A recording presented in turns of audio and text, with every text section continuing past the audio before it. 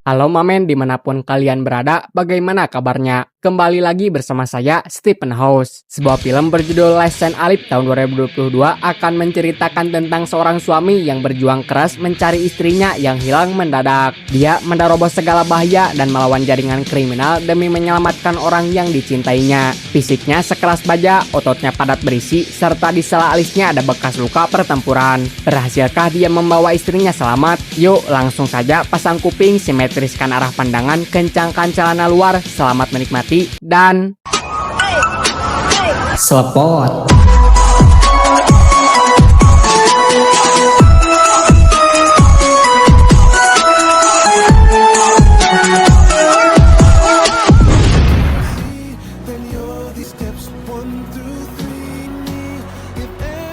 Kisah akan berfokus pada pasangan suami istri, ada Will dan Lisa. Mereka berdua sedang dalam perjalanan menuju rumah orang tua Lisa yang berada cukup jauh dari perkotaan. Lisa bermaksud untuk menenangkan pikirannya di rumah orang tuanya setelah dia melakukan kesalahan fatal, yakni berselingkuh dengan pria lain, yang ketika suami-suami di luar sana akan mentalak atau meninggalkan istri yang tidak bersyukur seperti itu. Will dengan lapang dada memaafkan perbuatan laknat Lisa dan justru sekarang mengizinkannya untuk tinggal sementara di rumah orang tuanya. Luar biasa bukan?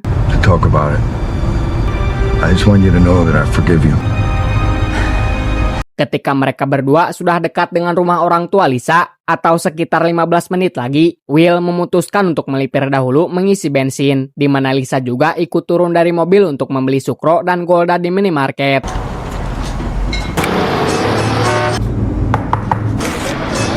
Saat pergi ke toilet, Lisa kembali mendapatkan pesan dari mantan selingkuhannya yang kekeh ingin melanjutkan hubungan gelapnya. Tetapi karena Lisa sudah kapok, dia pun mengabaikan pesan tersebut.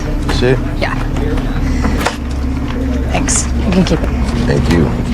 Ketika akan kembali ke mobil, terlihat di kejauhan, Lisa dipanggil oleh seorang pria asing. Entah siapa orang itu dan apa tujuannya. Namun, setelah 3 menit Will menunggu Lisa yang tak kunjung muncul, Will pun segera menyusulnya dengan mencari ke toilet, bertanya kepada kasir, dan memeriksa keadaan di sekitar minimarket tersebut.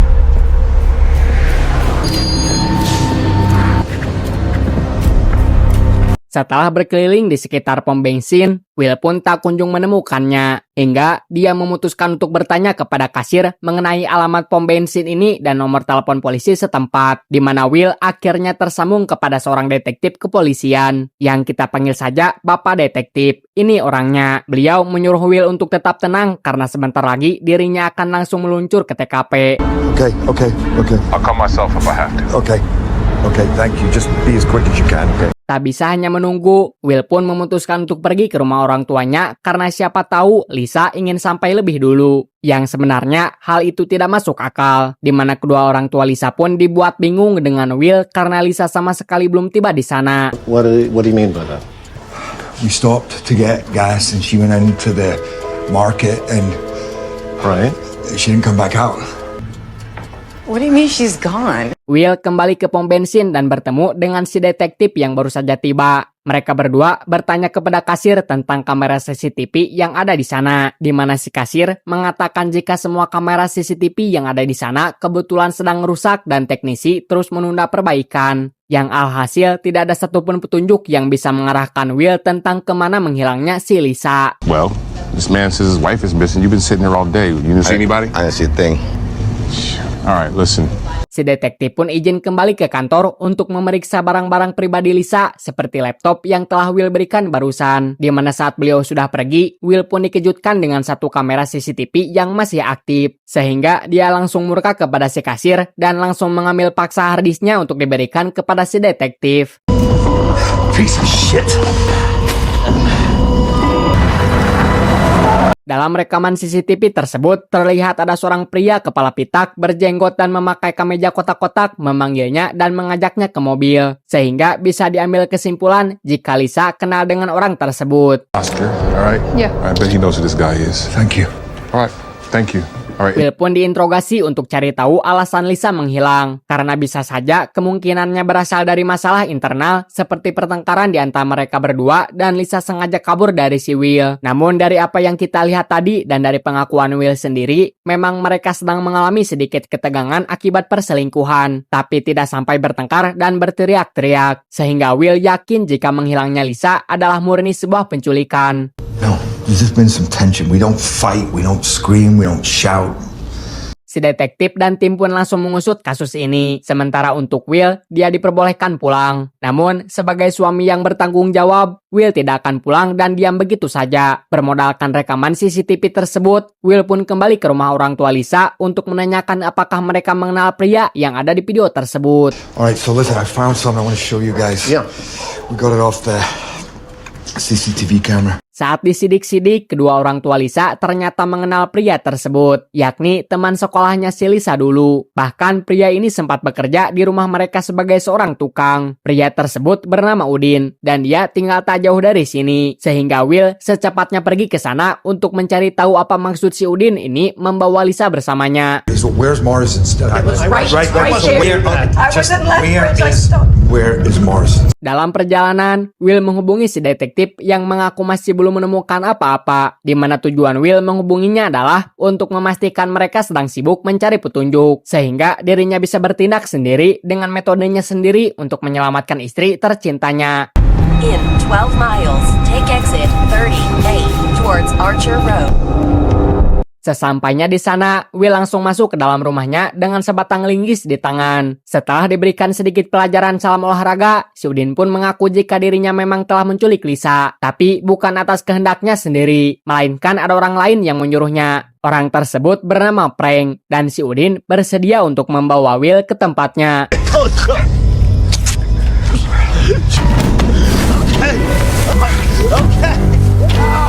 Dengan kecepatan tinggi, Will pun pergi menuju lokasi orang yang bernama Frank ini dengan si Udin yang terikat di bagasi. Aksi ngebutnya tersebut pun akhirnya membuat petugas memberhentikannya, dan hal itu akan membuatnya menjadi bermasalah. How you doing today, sir? 82 on a 55. Tak ingin membuang waktu sementara Lisa menunggu untuk diselamatkan, Will pun memilih untuk lari ke dalam hutan. Karena lokasi si Frank sendiri sudah dekat dengan posisinya saat ini. Will pun menghiraukan setiap resiko demi keselamatan istri tercintanya.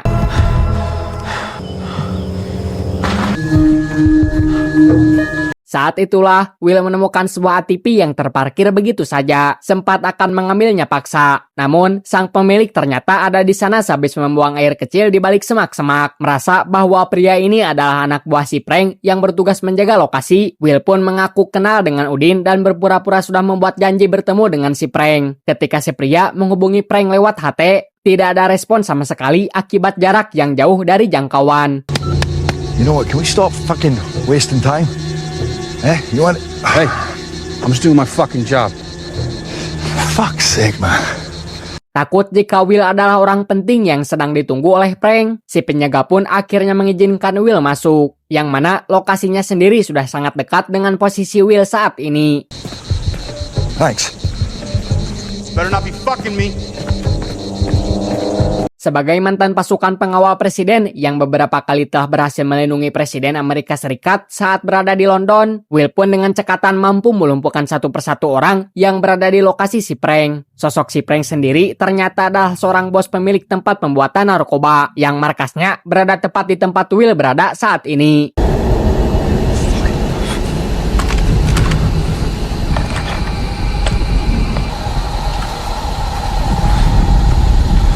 Ketika Will sudah satu langkah lebih maju, bapak detektif yang terhormat ini pun baru saja menemui orang tua Lisa yang baru mengetahui jika pria dalam rekaman tersebut adalah Udin, teman sekolah Lisa dulu. Knuckles knew what Lisa looked like because he saw the pictures in your place, is that right? Well, I mean, he knew her when they were kids. They went to school together. Tak lama kemudian, Pak Detektif pun mendapatkan laporan jika mobil si Will ditemukan di pinggir jalan dengan si Udin yang terikat di bagasinya. Right, thank you.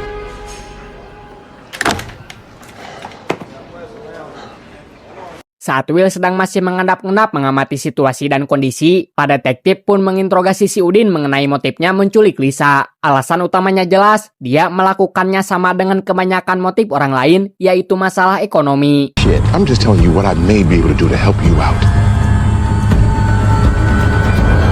Udin berpikir jika dirinya menculik Lisa, maka suaminya yang kaya raya, yakni Will, akan mau memberikan tebusan dengan jumlah yang sangat banyak. Namun, ketika Lisa sudah berhasil didapatkan, Udin pun bingung langkah apa yang harus dilakukan selanjutnya dan di mana dia harus menyembunyikannya. Hingga akhirnya, Udin membawa Lisa ke tempat prank yang notabene merupakan pusat pembuatan narkoba. Awalnya, Udin mengira prank akan senang. Namun, prank justru marah dan menyuruhnya untuk membunuh Lisa yang berpotensi bisa menjadi saksi mata.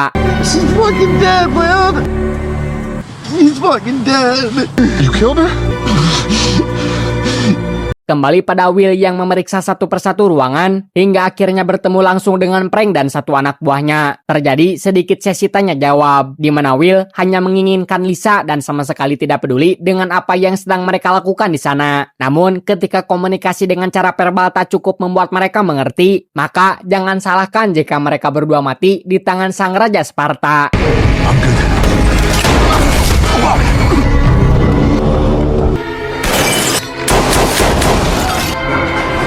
Selesai adu tembak dengan Frank yang keburu tewas sebelum informasi penting didapatkan, Will pun keluar sambil menangis karena masih belum tahu di mana Lisa berada atau apakah dia masih hidup. Saat Will hampir putus asa, disitulah dia bertemu dengan si kasir minimarket yang ternyata bekerja sampingan menjadi seorang pengedar narkoba. Hey, what about kidnapping, huh? Is that good money? Fuck that. I didn't kidnap anybody. Ketika ditanya tentang keberadaan Lisa, si kasir awalnya tampak bingung dan tidak jelas seolah tidak tahu menahu. Namun ketika Will menawarkan sejumlah uang, dia pun langsung bersedia untuk menunjukkan di mana Lisa berada asalkan dirinya bisa mendapatkan uang tersebut. Tapi tiba-tiba... Let me see her. Let me see my fucking wife.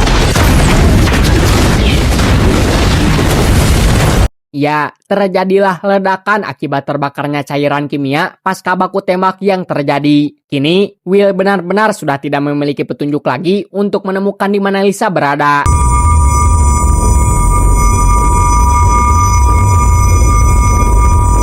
Tak lama kemudian, datanglah Bapak Detektif bersama para polisi untuk mengamankan tempat tersebut. Will disuruh untuk diam di tempat dan jangan kemana-mana, karena tindakannya terhadap Udin jelas tidak bisa ditolong, meskipun dia adalah korban penculikan. Dan Will juga sudah melangkahi wewenang penyelidikan para petugas dan itu adalah sebuah pelanggaran berat.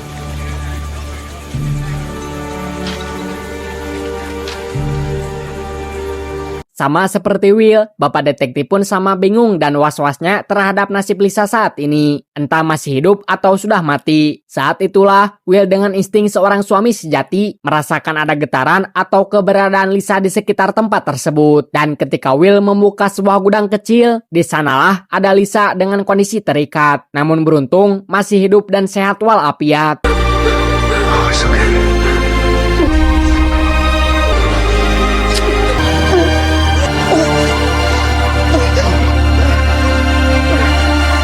Setelah semua selesai, Pak Detektif pun menyadari betul jika Will sudah terlibat baku tembak dan membunuh Frank serta anak buahnya. Beliau sebenarnya bisa saja memperpanjang masalah tersebut karena itu sudah masuk tindak pidana berat. Namun, mengingat jasa Will yang secara tidak sengaja telah membongkar markas pembuatan narkoba tersebut, Pak Detektif pun membebaskan Will dan mengucapkan terima kasih. Dan untuk kedepannya, Will disuruh untuk lebih waspada dan berhati-hati agar tidak sampai kehilangan istrinya lagi. Thank you.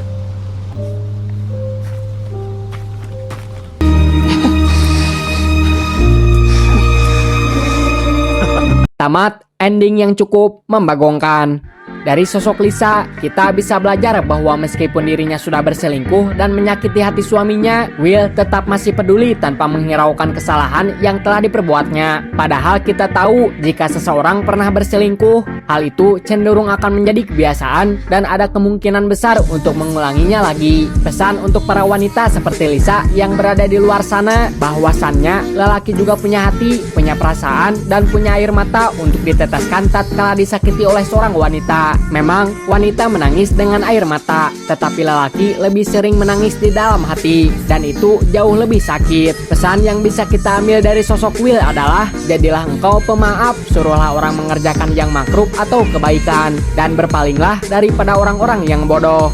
Saya Steve Host mewakili jajaran direksi yang bertugas mengucapkan terima kasih dan sampai jumpa di video selanjutnya.